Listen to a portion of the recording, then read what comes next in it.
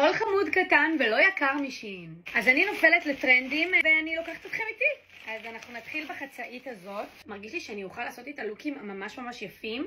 תחרה, ממש יפה בעיניי לשים בלייזר מעל או משהו אוברסייזי כזה. הגזרה שלה ממש יפה וכבר מעניין אותי לראות איך אני אשלב אותה בלוקים.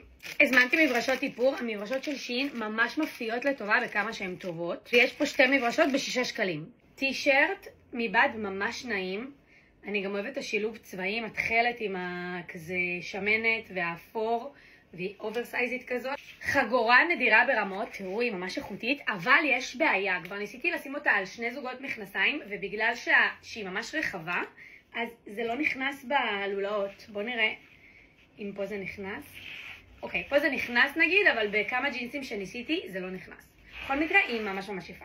הפריט הבא זה בגד ים, אני מזמנת לעצמי חופשה בתאילנד, אז כל פעם אני מזמינה בגד ים אחר, ואני חייבת להגיד שממש קשה למצוא בגד ים שיושב יפה. זה נראה טוב האמת, הפליקט הזה היה נראה ורוד פחות זרחני, אבל מעניין איך הוא יהיה על הגוף.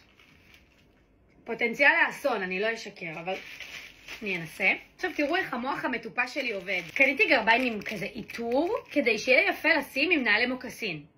אין לי נעלי מוקסין. ככה המוח שלי עובד.